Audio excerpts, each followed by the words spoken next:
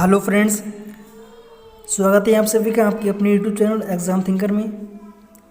तो फ्रेंड्स, आज हम लोग भारत के राष्ट्रीय प्रतीक से संबंधित सभी प्रश्न को करने वाले हैं। ठीक है, तो इस वीडियो में मैंने टॉप 25 क्वेश्चंस को लिया है। ठीक है फ्रेंड्स, जिसके माध्यम से हम लोग भारत के राष्ट्रीय प्रतीक से संबंधित सभी क्वेश्चंस को कवर करने वाले हैं। ठीक है फ्रेंड्स, चलिए आज की वीडियो बहुत अधिक इम्पोर्टेंट है। ठीक है फ्रेंड्स, चलिए हम लोग वीडियो को शुरू करते हैं। ठीक है फ्रेंड्स, चलिए हम लोग देखते हैं हमारा पहला क्वेश्चन क्या है। ठीक है फ्रेंड्स, चलिए समझते हैं हम लोग। ठीक है, तो फ्रेंड्स ये मैंने जो आपके लिए पहला क्वेश्चन ले रखा है, ठीक है, इसका आंसर मैं आपको बाद में कराऊंगा। ठीक है फ्रेंड्स, चलिए बढ़ते हम लोग आगे। हमारा क्वेश्चन नंबर 1 है उसकी ओर।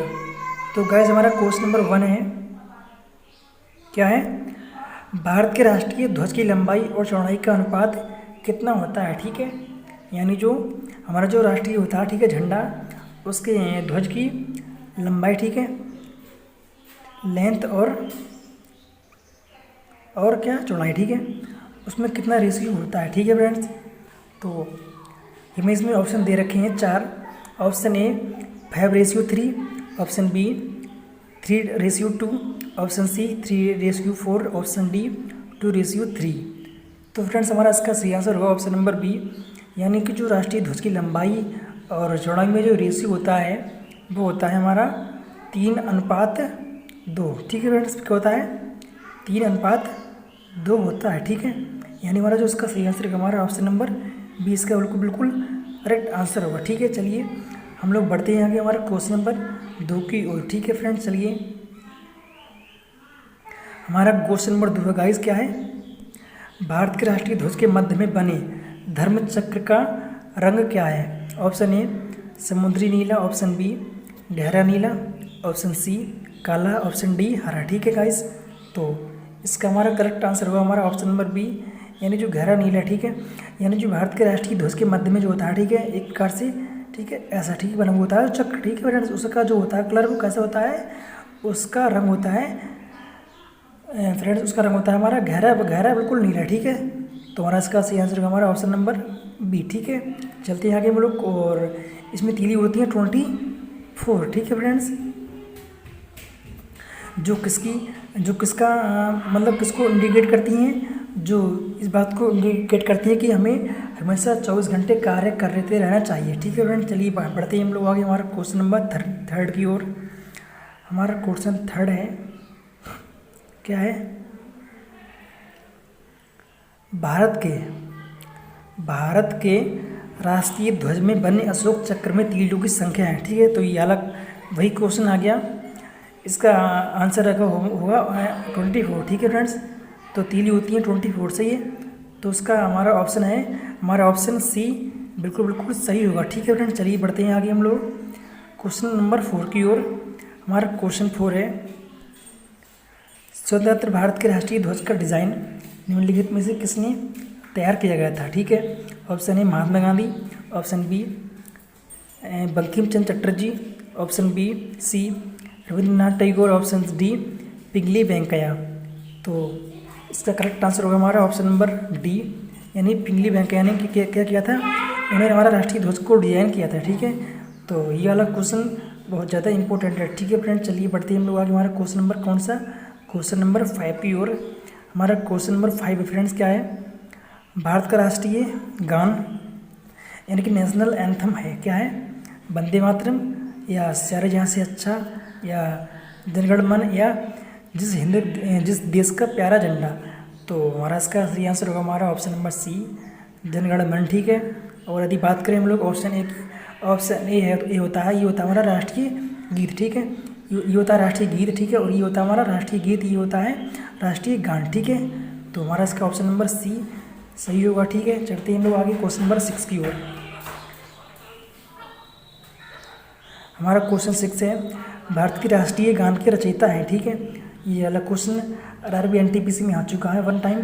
तो option A Bankim Chandra Chatterjee, option B Rabindranath Tagore, option C Sarojini Naidu, option D Aurobindo Ghosh. तो उसका सही आंसर होगा हमारा ऑप्शन नंबर बी, यानी कि रविंद्रनाथ टैगोर। ठीक है फ्रेंड्स, चलिए बढ़ते हैं आगे हम लोग क्वेश्चन नंबर 7 की ओर।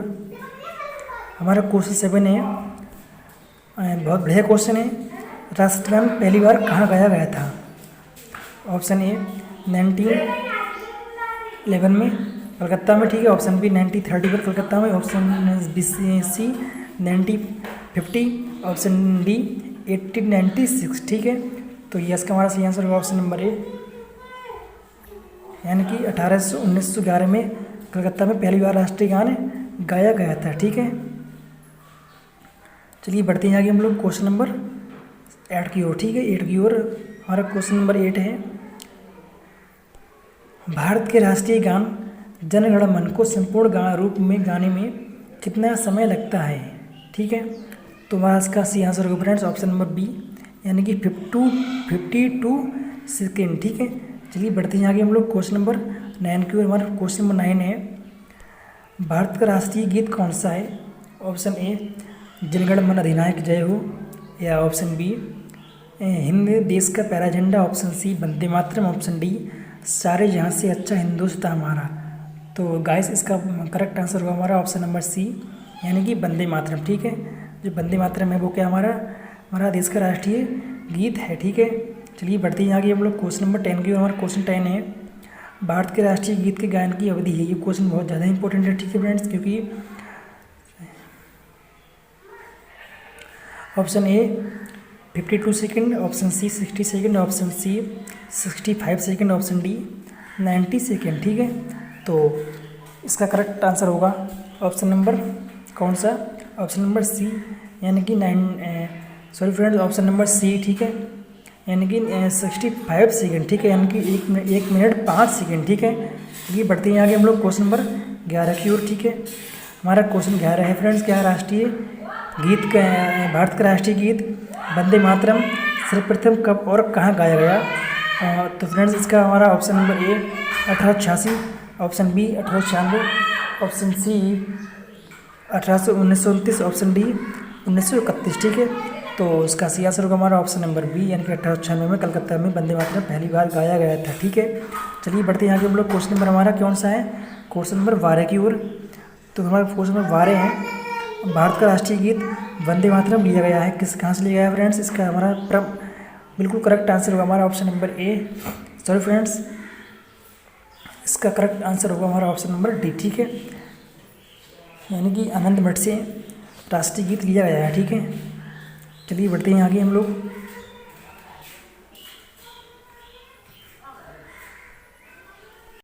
एंड 13 उसकी वो क्वेश्चन 13 हमारा क्या है, आकाशवाणी और दूरदर्शन के दैनिक कार्यक्रमों की शुरुआत किससे होती है? तो इसका करेक्ट आंसर होगा हमारा ऑप्शन नंबर बी, ठीक है, यानी कि राष्ट्रीय गीत से क्या होता है? राष्ट्रीय गीत से आकाशवाणी और दूरदर्शन की स्टार्टिंग होती है, ठीक है फ्रेंड्स। चलिए बढ़ते हैं आगे।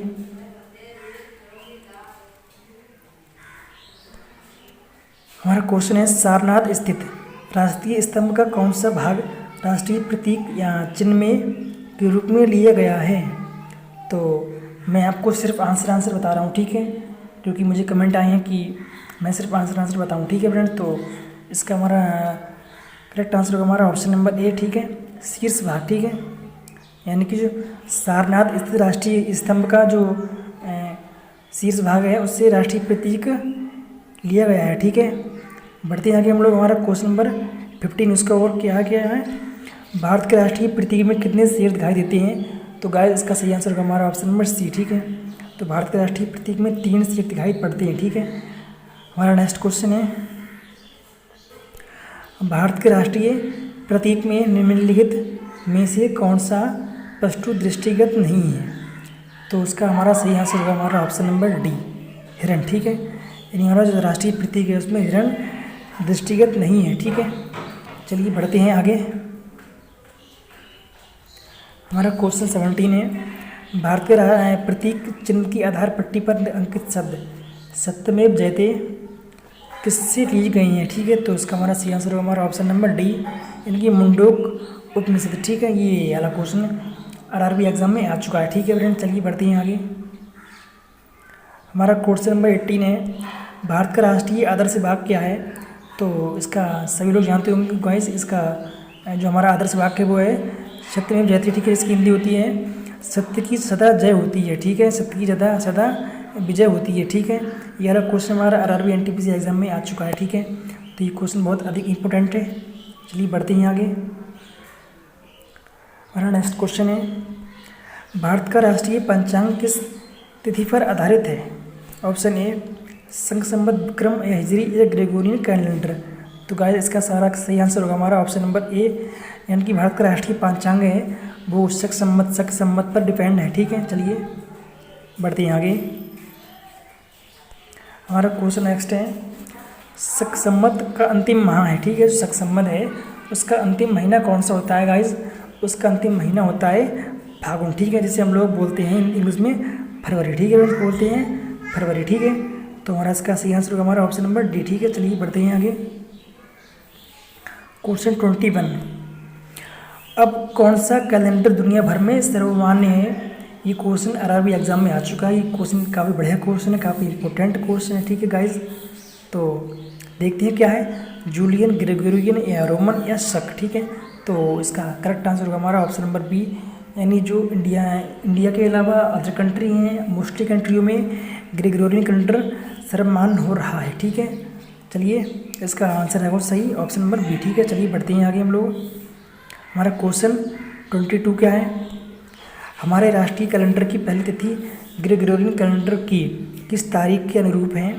तो गाइस इसका सही आंसर होगा हमारा ये वाला क्वेश्चन, बढ़िया क्वेश्चन। ये क्वेश्चन दोबारा एग्जाम में आ चुका है, ठीक है, आरआरबी एग्जाम में आ चुका है 6 और 7 में, ठीक है।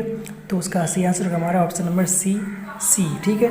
यानी 22 मार्च 1957 को क्या किया गया था?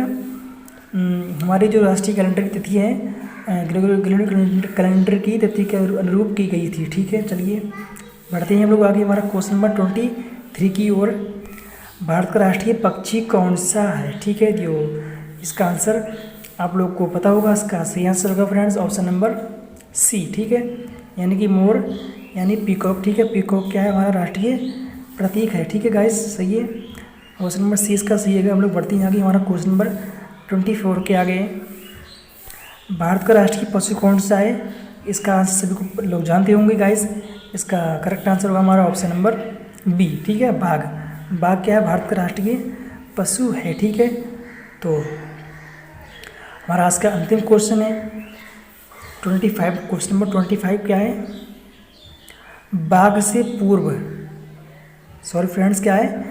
बाघ से पहले यानी पूर्व भारत का राष्ट्रीय पशु क्या था? ऑप्शन ए हिरण, ऑप्शन बी नीलगाय, ऑप्शन सी गैंडा, ऑप्शन डी सिंह, ठीक है। तो गाइस इसका परम सत्य आंसर होगा हमारा ऑप्शन नंबर सी, ठीक है, ऑप्शन नंबर डी, यानी ठीक है, यानी कि सिंह। जो सिंह है वो क्या था? वो बाघ से पूर्व भारत का राष्ट्रीय पशु था, ठीक है गाइस। इस प्रकार से हमारी आज की वीडियो लास्ट होती है। यदि वीडियो अच्छी लगी तो वीडियो को लाइक करना, चैनल को सब्सक्राइब करना, ठीक है फ्रेंड्स। आज के लिए इतना ही, मिलते हैं नेक्स्ट वीडियो में। Take care, bye bye.